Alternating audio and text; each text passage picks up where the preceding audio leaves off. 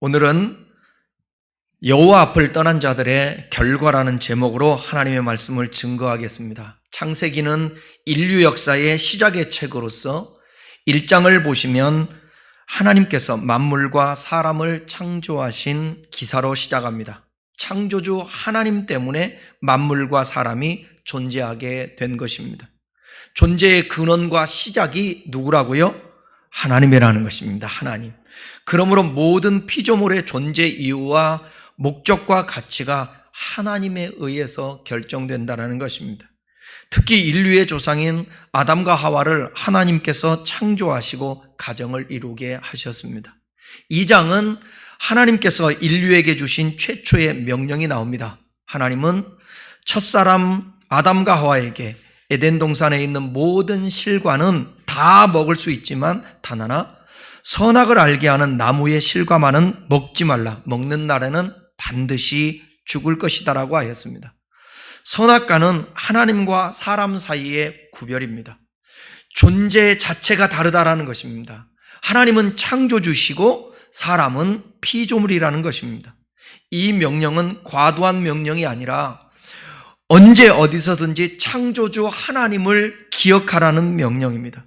너의 존재의 시작이 나에게서 비롯되었을 뿐만 아니라 너의 존재의 가치가 나와의 친밀한 교제를 통해서만 아름답게 발휘될 수 있을 것이라는 뜻을 가지고 있습니다. 여러분, 우리의 신앙생활 속에서 하나님과 우리와의 관계 속에 친밀한 교제라는 이 단어를 꼭 기억하셔야 합니다. 하나님은 구만리장천에 계시는 분이 아닙니다. 초월자라고 해서 우리와 너무 멀리 떨어진 분이 아니라 우리와 함께 하시는 임마누엘이고 그 임마누엘 하나님과 친밀한 교제를 하는 것, 매우 우리의 삶에서 중요한 부분입니다. 왜냐하면 그런 목적으로 하나님이 창조하셨기 때문에 그렇습니다. 그런데 아담과 하와는 하나님의 뜻을 거역하고 선악과를 따먹고 말았습니다. 이것이 죄의 시작입니다. 하나님과의 관계 속에서 그의 언약 명령을 불순종하게 된 것입니다. 그 죄로 인해서 아담과 하와는 에덴에서 추방을 당했습니다. 이것이 창세기 3장의 내용입니다. 4장에 이어서 보면 아담과 하와 가정에 일어난 엄청난 사건을 얘기합니다. 아담과 하와가 두 아들을 낳았습니다. 큰 아들은 가인이고 작은 아들은 아벨입니다. 그런데 살인 사건이 일어났습니다. 가인이 아벨을 죽였던 거예요. 왜냐하면 하나님이 자기 제사는 안 받고 아벨 제사만 받으시자 아벨을 시기하여 돌로 쳐 죽인 것입니다. 가인은 땅에서 저주를 받아 밭을 갈아도 땅이 제대로 수확을 내지 못했습니다. 결국 가인은 땅에서 유리하는 자가 되었습니다. 이 유리하는 자, 방랑자라고 말하죠. 방랑자. 죄가 하나님을 떠나게 했던 것입니다. 여러분, 죄는요, 하나님을 떠나게 해요. 하나님을 멀리하게 해요. 악은 선과 함께 할 수가 없습니다. 그래서 죄를 지은 이 가인은 하나님을 떠날 수밖에 없는 거예요. 창세기 4장 16절부터 읽어내가면서 설명해 드리겠습니다. 16절 읽겠습니다. 가인이 여호와 앞을 떠나서 에덴 동쪽 놋 땅에 거주하더니, 가인은 동생을 죽이는 흉악한 범죄를 저질렀음에도 불구하고 하나님으로부터 생명의 안정을 보장받습니다. 그것이 15절에 오늘 본문의 앞절에 보게 되면 나오는데요. 가인이 이처럼 여호와의 낯을 피하여 급하게 떠나가는 그것을 보면서 죄악에 물든 인간의 완악함은 하나님께서 베푸시는 은혜와 관계없이 그저 하나님으로부터 벗어나려는 경향이 있음을 알 수가 있습니다. 가인은 여호와 앞을 떠나서 에덴 동쪽 놋 땅에 거주하게 되었습니다. 인간은 원래 화려하다는, 그 다음에 좋다라는 뜻을 지닌 에덴, 이 에덴 동산에서 살았으나 범죄한 이후 이를 잃어버리고 방랑과 슬픔의 땅, 이 놋 땅에 살게 된 사실을 통하여 죄가 인간 불행의 원천임을 알 수 있습니다. 만약 우리가 예수 그리스도의 보혈의 대속을 힘입어서 이러한 죄의 문제를 해결하지 못한다면 탄식의 땅, 방랑의 땅이라고 하죠.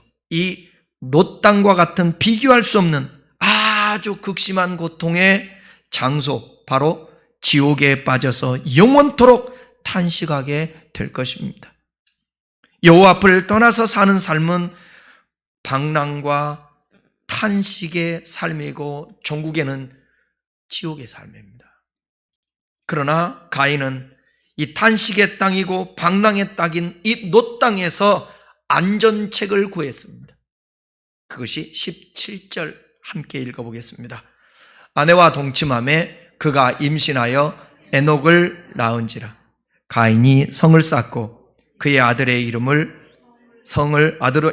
성을 이름하여 에녹이라 하니라. 가인은 안전책으로 성을 쌓았습니다. 성을 쌓은 뒤 아들의 이름을 따서 에녹이라고 붙였습니다. 에녹이라는 이름의 뜻은 바치다, 헌신하다는 뜻인데 성을 건축한 다음에 그 성을 자기 아들에게 바친 것입니다. 자기 아들의 이름을 높인 것입니다. 자기 아들의 이름을 높였다라는 것은 결국 자신의 이름을 높인 것입니다. 다시 말해서 여기 에녹성의 건축은 방랑의 땅에서 자신의 능력으로 얼마든지 안전하게 살 수 있다고, 하나님 없이도 얼마든지 살 수 있다고 자기의 이름과 힘을 자랑하고 선언하는 것입니다. 여러분, 하나님 없이도 아무런 문제 없이 잘 살 수도 있습니다. 한시적으로. 그리고 오늘 본문을 보게 되면 아무 문제 없이 자손들도 번창하며 늘어났습니다. 함께 18절 읽겠습니다. 에녹이 이랏을 낳고 이랏은 무후야엘을 낳고 무후야엘은 무드사엘을 낳고 무드사엘은 라멕을 낳았더라. 가인의 5대 손인 라멕에 이르러서는 상상할 수 없을 정도로 악이 득생하고 그 다음에 문명도 발달을 했습니다. 19절을 읽겠습니다. 라멕이 두 아내를 맞이하였으니 하나의 이름은 아다요, 하나의 이름은 실라였더라. 라멕이 두 아내를 취했다는 말입니다. 여기서 취했다라는 이 단어는 강탈했다라는 단어입니다. 강탈했다라는 뜻입니다. 자기가 얼마나 능력 있는 자인지를 드러내기 위해서 아내 둘을 취하게 된 것입니다. 그 이름이 아다와 실라라고 그랬죠. 성경에 나오는 이름은 단순한 고유명사가 아니라 그 안에 뜻이 담겨져 있습니다. 이름 안에는 인물의 특징이 담겨 있죠. 그래서 이름의 뜻을 이해하는 것이 중요한데, 아다라는 이름은 아름답고 사랑스러운 장식품이라는 뜻을 갖고 있습니다. 라멕에게는 아다는 돕는 배필이기보다는 육신의 정욕과 안목의 정욕을 채우는 어떤 육체의 소욕을 채우는 것에 불과한 존재였습니다. 실라라는 것은 이게 의성어로도 보는데 찰찰찰, 그 다음에 딸랑딸랑딸랑, 그런 뜻을 갖고 있어요. 실라는 라멕에게 달콤한 목소리로 다가가서 남편의 이 마음을 빼앗는 아마 요부였지 않았을까, 그런 생각을 해봅니다. 어쨌든 라멕은 미모가 빼어난 이 아내가 하나도 아닌 둘을 거느리면서 자신의 능력을 자랑하는 것이었습니다. 인류 역사상 일부 다처제라는 또 하나의 악한 전통이 시작되고 있는 것을 볼 수 있습니다. 하나님께서는 태초에 이 인간을 창조하실 때부터 한 남자를 위하여 돕는 배필로 한 여자를 창조하시며 둘이 결합하여 한 몸이 되도록 했습니다. 일부 다처제는 절대로 하나님의 뜻이 아닙니다. 인류는 비록 범죄 이후 부패하였으나 성경 자체는 일부 일처 전통이 그 당시까지도 왔고 성경 전체의 흐름은 그렇습니다. 그러나 라멕 때에 이르러 이 아름다운 전통이 무너지고 역사가 흘러갈수록 이 악한 제도는 문화로 정착되어서 심지어 믿음을 가진 자들조차도 여러 명의 아내를 두게 되었습니다. 아브람도 그랬죠. 야곱도 그랬죠. 기드온도 그랬죠. 성군이었던 다윗도 그랬죠. 당시에 문화가 그랬다라는 거예요. 그래서 하나님도 묵인해 주신 것이죠. 그러나 이는 하나님의 창조 원리에 위배된 것이며 가정의 신성함을 파괴하는 죄악이므로 성경은 철저하게 일부 일처제를 지키도록 명령하고 있습니다. 여호와를 떠난 자들의 결과가 하나님의 뜻을 거역한 일부 다처제를 가져오게 한 것입니다. 라멕과 아다, 실라 사이에서 자녀들이 태어나요. 세 아들과 한 딸이 등장합니다. 20절부터 22절까지 읽어보겠습니다. 아다의 야발을 낳았으니 그는 장막에 거주하며 가축을 치는 자의 조상이 되었고 그의 아우의 이름은 유발이니 그는 수금과 퉁소를 잡는 모든 자의 조상이 되었습니다. 실라는 두발가인을 낳았으니 그는 구리와 쇠로 여러 가지 기구를 만드는 자요 두발가인의 누이는 나아마였다. 여호와 앞을 떠난 자들도 이러한 문명을 이루는 조상이 될 수가 있었습니다. 여기 야발은 목축업의 조상, 유목민의 조상입니다. 양이나 염소를 치는 것으로 만족하지 않고 아마 다른 종류의 동물까지도 사육을 했을 것 같아요. 그래서 남의 가정은 상당한 부를 축적한 가정인 것을 볼 수 있습니다. 두 번째 아들 유발을 보게 되면 유발은 어떤 사람의 조상이냐면 악기를 처음으로 제조한 자의 음악의 조상이 되었죠. 수금은 최초의 현악기요 퉁소는 최초의 관악기입니다. 이것은 그 당시 가무 문화가 상당히 발전했음을 암시하고 있습니다. 세 번째 두발가이입니다. 두발가이는 대당장이의 조상, 구리 또는 쇠, 청동 같은 거 있죠. 이 날카로운 농기구와 무기를 만들었습니다. 농경사회에서 여러분, 철은 대단한 농기구를 만들어서 많은 그 소득을 얻게 할 수 있는 기구잖아요. 그 다음에 실라의 딸 라하마는 즐겁다라는 뜻을 갖고 있는데 노래나 아마 춤을 잘 추는 딸이었을 거라고 짐작할 수 있습니다. 목축업이나 음악이나 공업기술이 그 자체로 나쁜 것은 아닙니다. 하나님께서 사람들에게 주신 일반 은총은 선물이죠. 근데 문제는 뭐냐? 이 일반 은총적인 복을 어떻게 사용하는가? 그것이 문제이죠. 23절, 24절을 보겠습니다. 라멕이 아내들에게 이르되 아다와 실라여 내 목소리를 들으라. 라멕의 아내들이여 내 말을 들으라. 나의 상처로 말미암아 내가 사람을 죽였고 나의 상함으로 말미암아 소년을 죽였도다. 가인을 위하여서는 벌이 7배인데 라멕을 위하여는 벌이 70. 라멕의 노래입니다. 일명 칼의 노래라고도 하는데 자기 아내들에게 자기가 얼마나 대단한 존재인지를 자랑하는 노래예요. 이 노래는 두 부분으로 나눠지는데 23절 하반절과 24절인데 23절에서는 뭐냐? 자기의 포악함을 자랑합니다. 내가 어떤 사람에게 작은 상해를 받았지만 나는 그것을 되갚되 칼로 죽였다라고. 심지어 힘없는 소년이라도 용서하지 않고 가차없이 죽였습니다. 그러니 내 힘에 굴복하지 않는 자 누구든지 있으면 나와보라고 해. 내가 가만두지 않을 거야. 힘을 자랑하죠. 24절에 보게 되면 자신의 포악함을 정당화하기까지 합니다. 이것은 양심의 가책이 전혀 없음을 표현하는 것입니다. 교만의 절정입니다. 나를 벌할 자 아무도 없다라는 것입니다. 근데 하나님을 떠난 사람들의 이 특징이지만 하나님은 천천히 기다렸다. 기회를 주셨다가 마지막에는 심판하십니다. 라멕은 자신이 입은 조그만 손해나 상처를 참을 수가 없었습니다. 그래서 자기 아들 야발의 길은 약대를 타고 복수를 하고 두발가인이 만든 아마 날카로운 이 청동 가지고 무기를 만들어 사람을 찌르고 살해했을 것입니다. 그러니까 문명을 가지고 악을 행한 거죠. 그리고 온 가족이 모여서 갖가지 고기를 구워 먹으면서 자신의 행위를 자랑했을 것입니다.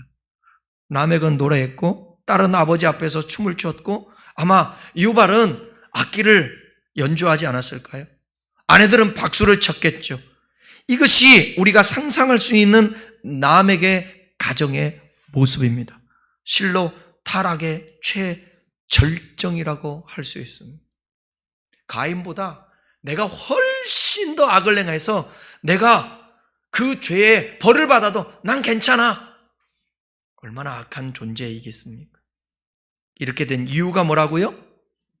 하나님을 떠났기 때문에. 하나님을 떠나 있기 때문에. 가인이 여호와를 떠난 결과는 너무나도 참혹했습니다. 그런데 그런 참혹함을 전혀 마음 아파하지 않았던 것도 놀랍습니다. 한 걸음 더 나아가 가인의 이 오대손이었던 라멕은 그런 참혹함을 전혀 인식하지 않고 오히려 그것을 자랑하고 노래했다라는 것이 더욱 놀라운 것 아니겠습니까? 이러다가 이 죄들이 타고 나중에 창세기 5장 홍수 이전에 가게 되면 사람들이 생각하고 마음 먹고 계획하는 것이 악했다. 그래서 하나님 뭐라고 표현하고 있냐면 죄가 관용했다. 가득 찬 세상. 하나님이 심판하지 않을 수 없는 그런 상황에 몰렸다라는 것입니다. 그게 노아의 홍수 아니겠습니까? 그런데 예수님이 마태복음 24장에서 이렇게 말하죠. 말세, 예수님이 재림 때가 가까울 때는 노아의 때와 같다. 똑같이 된다. 죄가 관영한 세상이 된다라는 것입니다. 그렇다면 사람은 희망이 전혀 없는 존재일까?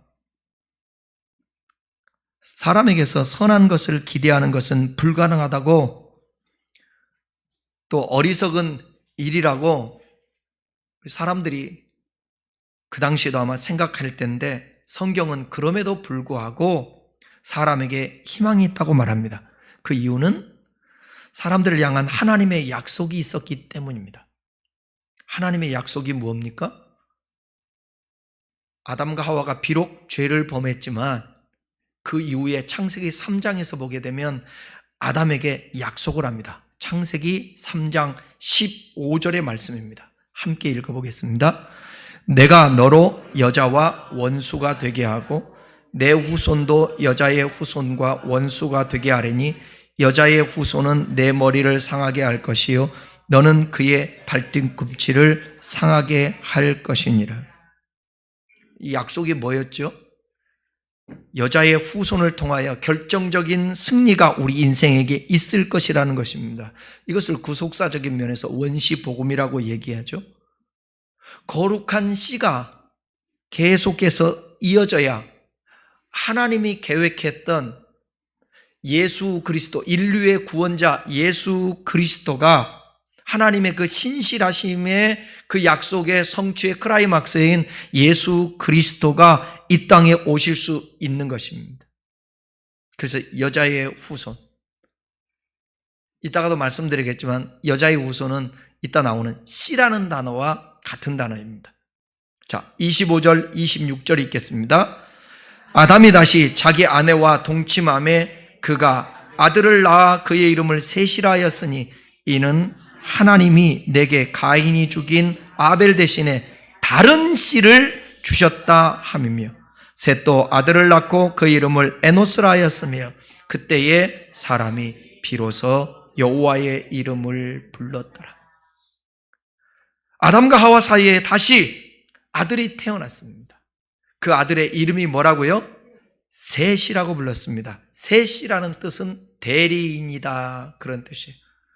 태어난 아들을 셋이라고 이름을 지은 것은 하나님께서 셋을 아벨 대신으로 주신 씨로 여겼기 때문이라고 설명합니다. 여기 씨라는 이 단어, 아까 얘기했죠. 창세기 3장 15절에 나오는 후손이라는 단어와 동일한 단어입니다. 어느덧 셋이 장성했습니다. 그도 결혼을 했습니다. 그리고 아들을 낳았는데 그 아들의 이름이 뭐라고요? 에노스였습니다. 그런데 우리가 주목해야 할 것은 아담에게 손자가 생기면서 아담의 가정에 획기적인 변화가 일어난 것입니다.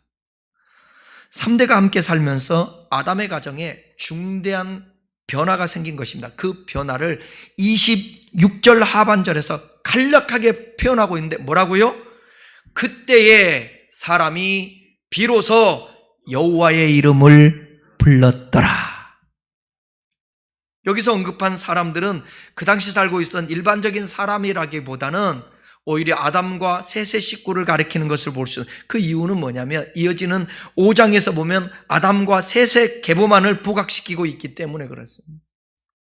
그러므로 그 당시 여호와의 이름을 불렀던 사람의 수요가 그렇게 많지 않았음을 짐작할 수 있습니다. 그러기에 아담과 셋 가정에 생긴 이 변화야말로 획기적인 변화였다고 보아야 합니다. 어느 시대든지 여러분, 믿는 사람보다 믿지 않는 사람이 많고 선한 사람보다는 악한 사람이 많습니다. 그래서 하나님을 믿고 선한 삶을 살아가는 사람의 삶이 힘든 거예요. 그 당시 사회를 주도하던 주류 문화는 가인의 후손들, 특별히 남에게 그 자손들로 인한 문화였을 거예요. 겉으로 보기에는 제법 그럴듯했습니다. 어쩌면 찬란하게 보였을 수도 있습니다. 특히 강인한 힘을 숭상하는 문화였습니다. 그래서 무자비한 폭력과 방탕까지도 두둔하는 문화, 결국 인류를 불행과 파멸로 몰고 가는 어둠과 죽음의 문화입니다. 이번에 여러분 파리 올림픽 반대 개막식에서 보면 그 동성애자들이 최후의 만찬을 흉내낸 거 여러분 아십니까? 보셨죠? 그 신성한 주님의 마지막 그 만찬이에요. 마지막 만찬. 내 살을 받아먹고 내 피를 받아 마시라. 그리고 하나님이신 그분이 십자가에 매달려 이제 죽기 직전의 상황에서 만찬했던 그 모습을, 그 신성함을 악으로 패러디한 거예요. 인간의 이 잔악함을 볼 수가 있습니다. 문화가 참 중요한 거예요. 기독교 문화가 점점점 이 사회에서 이 길을 잃고 있습니다. 이런 문화들은 한마디로 표현하면 여호와를 떠난 문화입니다. 그 문화의 주창자는 가인이었고 그의 후손들은 가인보다 훨씬 더 패역한 문화를 일구었습니다. 그리고 대다수의 사람들이 그 문화에 길들여져 살고 있었습니다. 지금은 더하죠. 그런데 그 주류 문화에 대항하는 소수의 사람들이 생겼는데 이들이 다름 아닌 죽음의 땅에 뿌려진 거룩한 생명의 씨알들이었습니다. 그들을 이름하여 오늘 본문에서는 뭐라고 말하느냐? 여호와의 이름을 부르는 사람들이라고 명명하고 있습니다. 여호와를 떠난 사람들, 창조주 하나님 없이도 얼마든지 잘 살 수 있다고 자신만만하게 생각하는 사람들이 대다수인 사회 속에서 여호와 이름을 부르는 소수의 사람들이 일어선 것입니다. 어쩌면 지금도 이 말씀을 듣는 저와 여러분들이 살아가고 있는 이 세상이 죄악이 득세하고 악한 사람들이 불의한 세상 속에서 살아가는데 이때에 여호와의 이름을 부르는 소수의 정예의 사람들이 되어야 합니다. 겉으로는 보잘것없이 보인다 하도 바로 그들의 희망의 역사를 여는 주역들임을 성경은 증언하고 있습니다. 그들의 계보를 타고 예수 그리스도가 오게 되는 것이죠. 그러면 여호와의 이름을 부른다라는 그 의미가 무엇일까? 여호와의 이름을 부른다는 건 무엇일까? 성경을 통해서 한번, 성경은 성경으로 해석하니까 찾아볼까요? 자, 창세기에서 여호와의 이름을 부른다라는 구절이 몇 번 반복되고 있는데 한번 보겠습니다. 창세기 12장 8절입니다. 거기서 베델 동쪽 산으로 옮겨 장막을 지니 서쪽은 베델이요 동쪽은 아이라. 그가 그곳에서 여호와께 제단을 쌓고 여호와의 이름을 부르더니 아브라함이 제단 쌓고 여호와의 이름을 부르다. 자, 창세기 또 13장 4절입니다. 그가 처음으로 제단을 쌓은 곳이라 그가 거기서 여호와의 이름을 불렀더라. 네, 아브라함이죠. 자, 26장 25절입니다. 이삭이 그곳에 제단을 쌓고 여호와의 이름을 부르며 거기 장막을 쳤더니 이삭의 종들이 거기서도 우물을 팠더라. 여기 구절들을 보게 되면 공통적으로 나오는 단어가 뭐와 뭐예요? 제단을 쌓았다라는 것과 여호와의 이름을 불렀다라는 것이에요. 그러니까 여호와의 이름을 불렀다라는 것은 하나같이 제단을 쌓았다라는 것입니다. 제단을 쌓고 여호와의 이름을 부른 거예요. 오늘날로 얘기하면 뭐 했다라는 거예요? 예배드렸다라는 것입니다. 하나님을 경배했다라는 것입니다. 아담과 셋과 에노스로 이어지는 아담의 3대가 이 가정이 함께 모여서 하나님을 경배했다라는 거예요. 예배했다라는 것입니다. 특별히 셋의 아들의 이름이 뭐라고요? 에노스입니다. 에노스의 이름의 뜻은 뭐냐면 죽을 수밖에 없는 존재라는 것입니다. 그 뜻을 갖고 있습니다. 그러니까 죽을 수밖에 없는 연약한 존재로서 그것을 깨닫게 되니까 하나님을 바라보게 되고 하나님을 의존하고 하나님을 예배할 수밖에 없는 그런 삶을 살 수밖에 없다는 거죠. 왜 하나님을 찾지 않습니까? 왜 하나님을 예배하지 않습니까? 창조주, 피조물이 그것은 하나님 없이도 살 수 있다는 거예요. 그 유한함을 뼈저리게 느끼지 못하는 것입니다. 다 그렇지는 않지만 이 고난이라는 문제를 우리가 접근하면서 왜 하나님은 인생들에게 고난을 줄까? 사람이 고난이 없으면 하늘을 찔러요, 교만이. 그리고 하나님을 찾지를 않습니다. 오죽했으면 고난당함이 내게 유익이라 그랬겠습니까?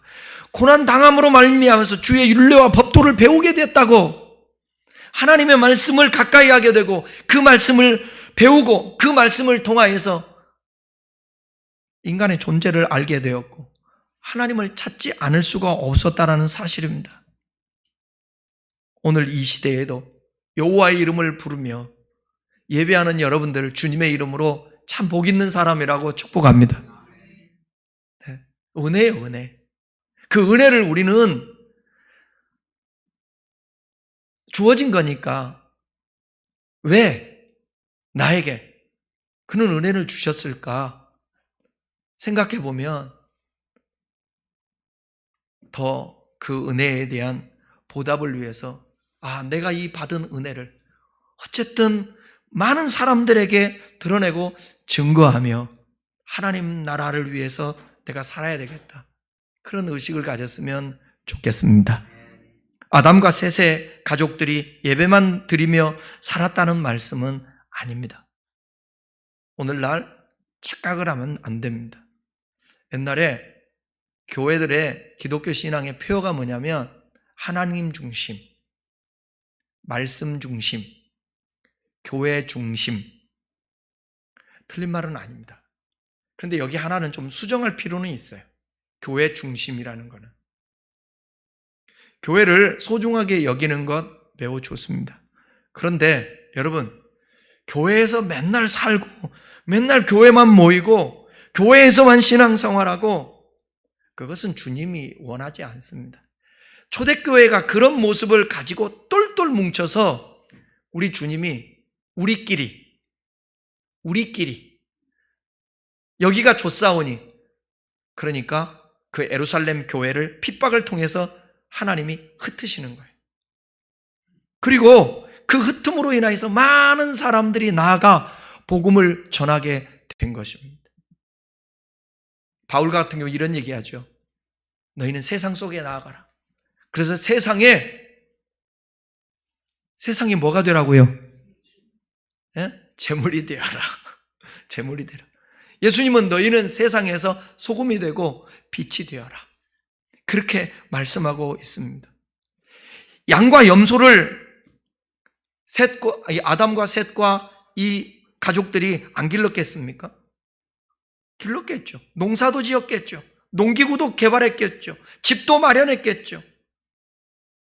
집에서 잔치도 했겠죠. 한마디로 문화활동을 했을 것입니다. 그런데 오늘 본문은 그것에 대해서 말하지 않아요. 짧게 하고 침묵을 해버려요. 그렇게 침묵한 것이 사람의 문화활동을 하찮은 것으로 여긴다는 것은 아닐 것입니다. 대신에 인생들이 펼치는 모든 삶과 문화활동의 바탕에 하나님께 올려드리는 예배가 더 중요하다는 거예요. 여호와 이름을 부르는 게 중요하다는 것입니다. 예배가 없는 문화활동은 결국 방탕과 포악함으로 나아가고 만다라는 것입니다. 이것을 아담과 셋 가족이 깨달았던 거예요. 그래서 모든 일상의 삶에서 예배가 중심이 되어야겠다고 생각한 것입니다. 사랑하는 교회 여러분, 목축업을 해도 여호와 이름을 불러야 합니다. 성을 쌓으면서도 여호와 이름을 불러야 했습니다.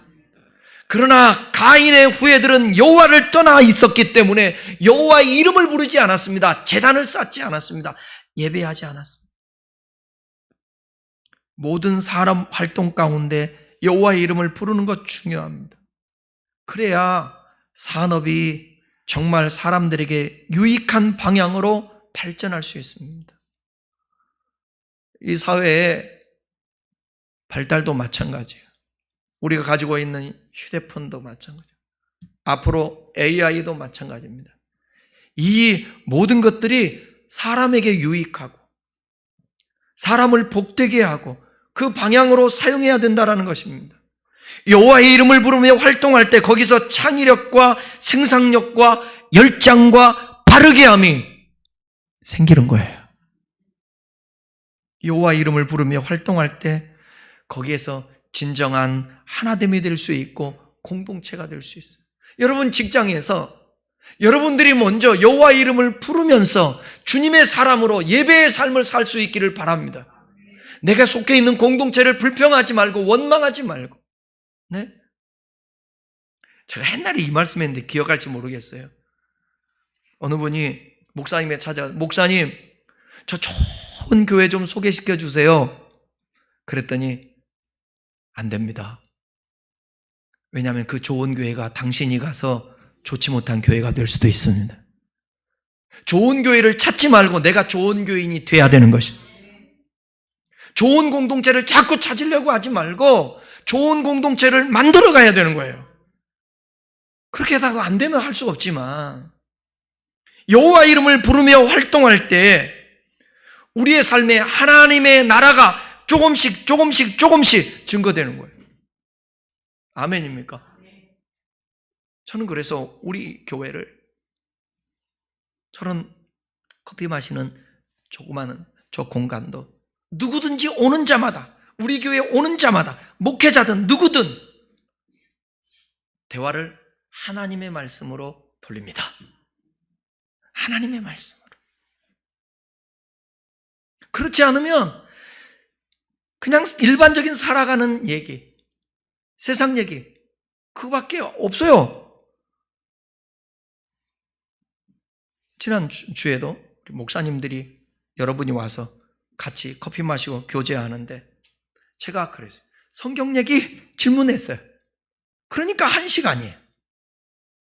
사랑하는 여러분, 여러분이 가는 공간, 여러분이 함께하는 사람에게 그 지혜가 필요하죠. 그래서 기도해야 되니까. 그래서 어찌하든지 선한 영향력을 가져야 되는 거예요. 공부도 마찬가지입니다. 여호와의 이름을 부르며 공부하는 것과 그렇지 않은 것은 대단한 차이가 있습니다. 저는 요사이 정치인들을 보면서 기도를 많이 하고 가슴을 칩니다. 저분들 다 수재들인데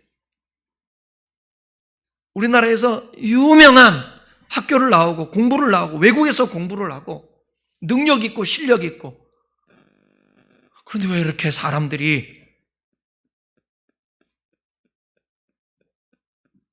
정의가 없어요? 왜 선이 그렇게 없어요? 요즘 그런 데는데요. 관료들도 그러고 장관, 시켜도 안 하려고 그런다는 거예요. 서로. 가족들도 반대한다는 거예요. 청문회 가서 다 털리죠. 다 털려. 그러니까 이제는 앞으로 정치하는 사람들도 소명을 가지고 어려서부터 훈련을 받고 자기관리를 한 사람이 정치해야 되는 거예요. 여러분, 어떤 직업을 가져도 마찬가지입니다. 어떤 직업을 가져, 목사도 마찬가지고 여러분도 스킬만 가지고는 안 돼요. 실명들만 갖고도 안 돼요.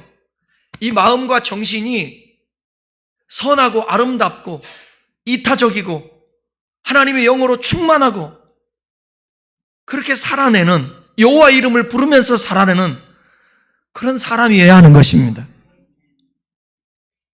가정도 마찬가지입니다. 가정도 여호와의 이름을 불러야 합니다.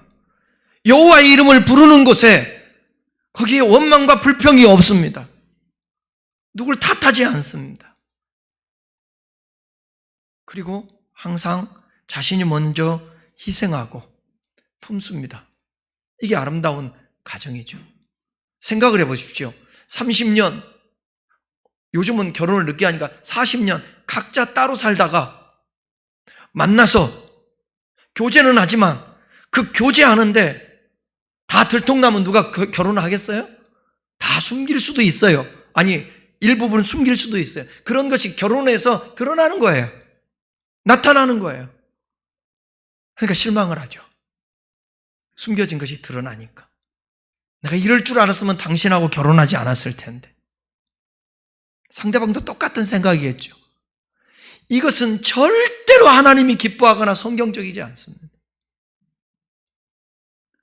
하나님이 기뻐하는 가정은 그럼에도 불구하고 여호와의 이름을 부르면서 여호와를 함께 바라보며 우리 주 예수 그리스도의 마음을 품고 그렇게 가정을 이루는 것입니다. 여러분의 가정에 여호와의 이름을 부를 수 있기를 바랍니다. 여러분의 직장에 여호와의 이름을 부를 수 있기를 바랍니다. 여러분의 가는 곳곳마다 여호와의 이름을 부를 수 있기를 바랍니다. 그런데 세상에 찌들려 있고 죄악으로 이게 물들어 있으면 여호와 앞을 떠날 수밖에 없어요. 여러분 안에 드러나는 욕망, 시기, 질투, 미움 이런 것들 묵상하며 기도하면서 다 우리 안에 정화를 시켜야 돼요. 이거의 열매가 행동으로 나타나는 죄니까. 가인의 마음 속에 분이 있으니까, 시기의 마음이 있으니까 돌로 자기 동생을 쳐 죽이지 않습니까? 이 죄로 하나님과 멀어지는 거죠. 죄는 우리의 잠을 죽일 뿐만 아니라 죄는 우리의 삶의 자유를 빼앗아 갑니다. 죄는 하나님과 담을 쌓게 만듭니다. 하나님을 떠나게 만듭니다. 결론입니다. 성도 여러분, 여호와를 떠난 사람은 자신들을 편리하게 하고 신나게 하는 모든 문화적 산물들을 결국 욕심과 쾌락과 폭력의 도구로 남에게 후손처럼 사용합니다. 그 결과는 뭐겠습니까? 심판입니다. 홍수 심판. 그러나 여호와의 이름을 부르며 예배하는 자의 삶에는 하나님께서 언약하신 대로 노아의 가정처럼 보호하시고 하나님 노릇 해주시고 양육하시고 인도하셔서 하나님의 자녀로서의 삶을 살게 만들어 주실 것입니다. 하나님의 사람으로 제대로 믿는 사람들에게 죽음을 맛보지 않고 승천하는 에녹과 같은 그런 역사. 에녹은 여호와 하나님과 동행한 사람이라고 그랬잖아요. 노아가 구원받은 것은 당대의 의인이었다고 말하고 있지 않습니까? 다 여호와의 이름을 불렀던 사람입니다. 우리 교우 여러분 모두 다 우리 하나님 앞에서 떠나지 마시고 여호와의 이름을 부르면서 그분과 친밀한 교제 가운데 살아갈 수 있기를, 그래서 그분의 보호와 양육과 인도와 축복을 누리시기를 주님의 이름으로 축원합니다.